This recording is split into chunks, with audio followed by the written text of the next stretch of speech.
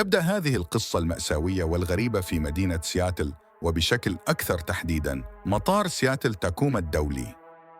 في 10 أغسطس 2018 حوالي الساعة 2 زوالاً، رجل يبلغ من العمر 29 عاماً يدعى ريتشارد راسل، المعروف أيضاً باسم بيبو، حضر مناوبته في مطار سياتل.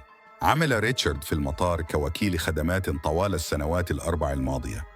كان هو وفريقه مسؤولين عن الأمتعة والقطر الفعلي للطائرات على المدرج، ومع أنه كان معروفاً بالهدوء إلا أنه كان محبوباً جداً من أقرانه.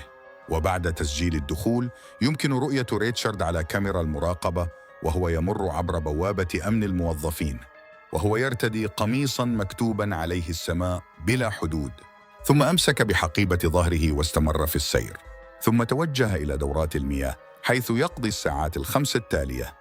بعد 5 ساعات خرج ريتشارد من دورة المياه واتجه فوراً نحو طائرة الشحن 1 في الطرف الشمالي من المطار.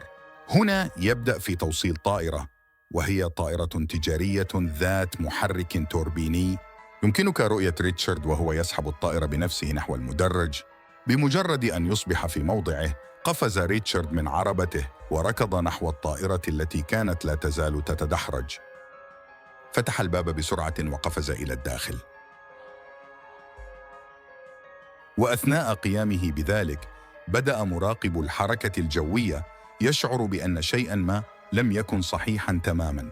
طلبوا من الطيار قراءة إشارة النداء الخاصة بهم عدة مرات، لكنهم لم يتلقوا أي رد.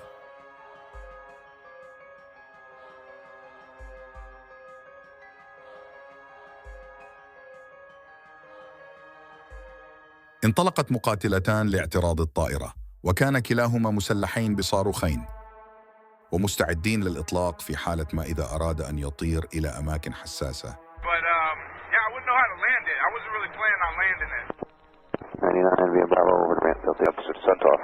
Knows how to fly one of those aircraft, but we'll see what we can do and get you in contact with somebody. Alrighty, yeah, I just kind of want to do a couple maneuvers, see what it can do. Here. A little bit. I'm sorry, say that again? Sorry, my mic came off. I threw up a little bit. بعد حوالي ساعة و15 دقيقة من الإقلاع يمكن سماع ريتشارد وهو يقول إن الوقود على وشك النفاد.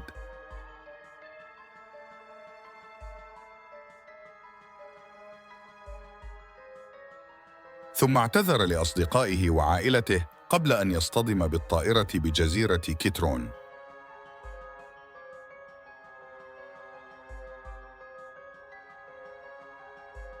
وأدى الاصطدام إلى تدمير الطائرة بالكامل، مما أدى إلى انفجارها وأسفر عن مقتل ريتشارد على الفور.